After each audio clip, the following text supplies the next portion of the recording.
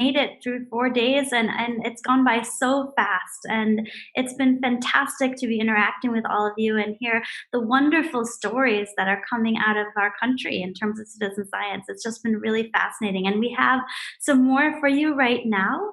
So I'm just going to introduce the 4 speakers, and then I'll talk a bit about our first speaker. We have 4 exciting talks for you this afternoon. The first is by Anup Prakash. Then we have a talk by Abhishek Jamalabad, and then a talk by Parod Balakrishnan. And finally, we have our last talk by Madhavan AP. So as always, please direct your questions within Slack, within the threads that are already set out there for you. I will try to take as many questions as possible given the time allowed. And we will then be able to answer more questions offline when with the speaker. So please do continue to ask your questions. A reminder that the Slack channel will be up until October 10th so that you can continue to ask questions. Of course, at that point, whether or not people are still paying attention is another question, but you can try to DM them and see if they can respond. And I hope that you do continue to interact. It's been fascinating and rewarding to read all of the different types of interactions and questions coming out. All right, so at this point, I will introduce our first speaker. As I mentioned, his name is Anup Prakash, and Anup Prakash is a software engineer turned wildlife biologist who has interest in carnivores and river systems at the Wildlife Conservation Trust, where he combines both his interests to work on hydrology and other ecological interests. He is an eBird regional editor and has conducted workshops for using eBird, Season Watch, and the Roadkill apps. And he's going to present to us today a talk on early encouraging trends from engagement with citizen science groups in the state of Madhya Pradesh. So take it away, Anup. Thank you.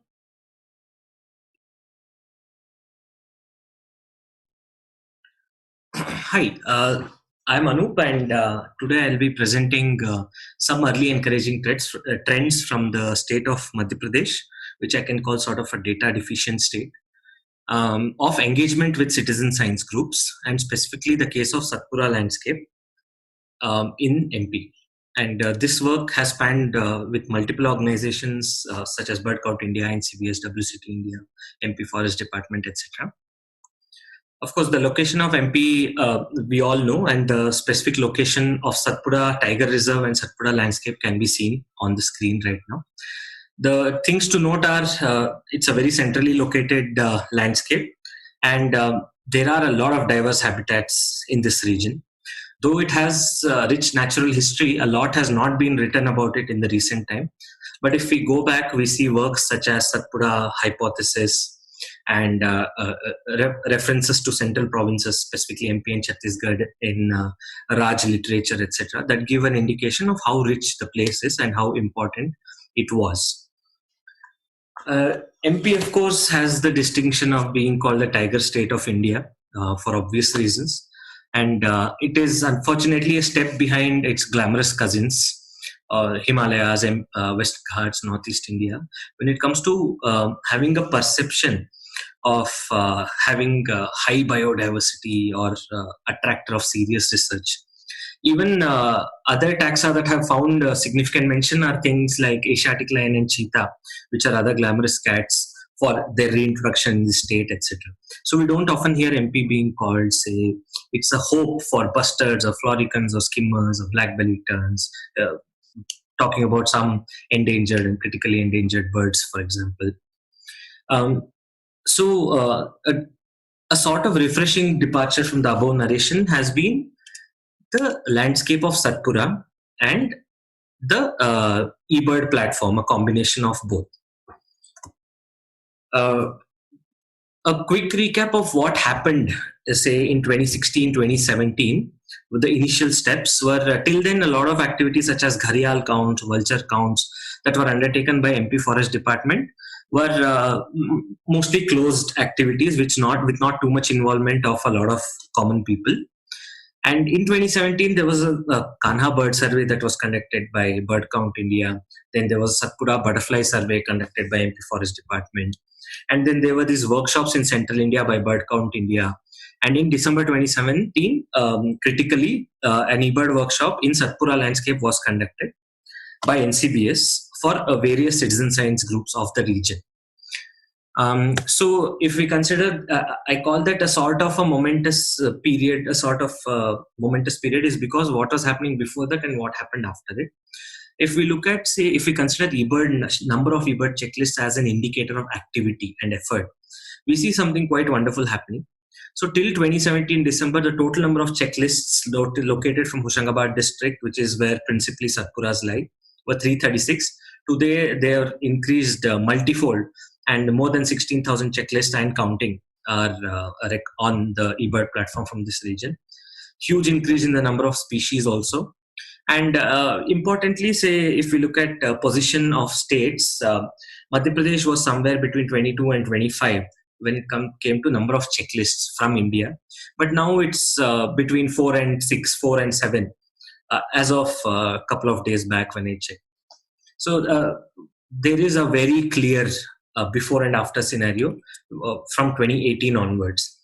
And of course, all these sort of makes noise, and there's been multiple media coverings that have focused on how people are now recording stuff and finding new things in this landscape. A couple of examples I've put on screen here also. So if we look at what could be the ingredients of a dynamic citizen science community in this region, it is most importantly, it was to identify who all could be the stakeholders, right? A few examples are given, but they vary quite a bit. It includes, of course, the forest department, then there are the researchers, but also the tourists and tourist lodges, and most importantly, the resident community who stay in the place.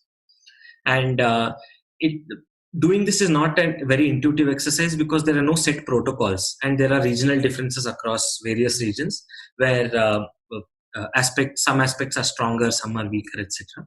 So synergizing participation across all these groups is quite crucial. And from those ingredients, if we see what could be the recipe for an increased citizen science effort in this landscape, I can synthesize it in this slide as follows. The support of forest department and district administration is very crucial. For example, the CCF himself is an author on this presentation, and he's given a lot of inputs. Having a low to moderate budget for all the activities was very crucial to avoid, and avoiding big sponsors was important to ensure that there is sustainability and we can easily raise that small amount of money. eBird was a prime example, but of course, diversifying taxa has been important. Butterfly enthusiasts, flowering trees, etc., are all finding people willing to spend time and record and gather data with. This, in our opinion, can only be sustainable if the communities that live here adopt it. It could be the urban, the rural communities, etc. And this is probably the most difficult aspect of it, but also something we see progressive improvement in as time passes. Full usage of internet apps is recommended and crucial, without doubt.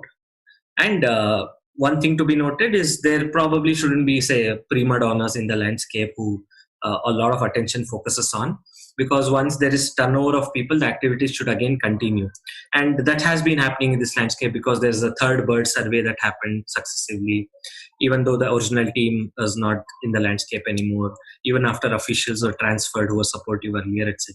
So that has been a crucial aspect. We can say that the success or the activity in Satpura has sort of snowballed now, because important landscapes such as Gandhisagar, Chambal, Kheoni, etc. Have now adopted eBird platform and have started conducting surveys involving citizen science aspects. Of course, there's recording of a lot of new species for the region, but also monitoring of threatened habitats. There is a definite focus shift to outside of PAs, which is a very nice thing to see. And like we said, multiple taxa, not just birds, are now being focused upon. Most importantly, aspects such as recording common species, writing field notes, and recording calls, in addition to photography that was already well established. So these aspects are all being talked about, which is something very great. And if we talk about, say, what can happen next, I think it's very important to aggregate stories from multiple landscapes and sort of make a formula that can be adopted by someone and then fine-tuned according to the landscape and factors. There is, of course, a lot of challenges. There is seasonality aspect. There's enthusiasm drop. People move away, and it's not easy to pass the baton, etc. And they have to be countered effectively. And we are also trying to sort of still find some answers for them. The future definitely remains exciting, and this is probably not a flash in a pan. And there is definite room for optimism, where we see a lot of people coming together and involving themselves in aspects of citizen science in this landscape, and through this landscape across multiple neighboring landscapes, neighboring states, etc. And the most important and probably the most satisfying aspect of all this has been the constant support of organizations, most of which listed organizing this conference, for example, right? And also people from the administration, from the teaching fraternity are recognizing that something like this is very important and doing their bit to push this forward. And this has happened with the help of various people, so I would love to thank all of them. And irrespective of whether groups like us are here in this landscape or not, we hope this sort of goes forward, and everyone takes this forward ahead. So that's basically the gist of this, and thank you for this opportunity to present this very small presentation, small talk. And now I'll be open to questions. Thank you.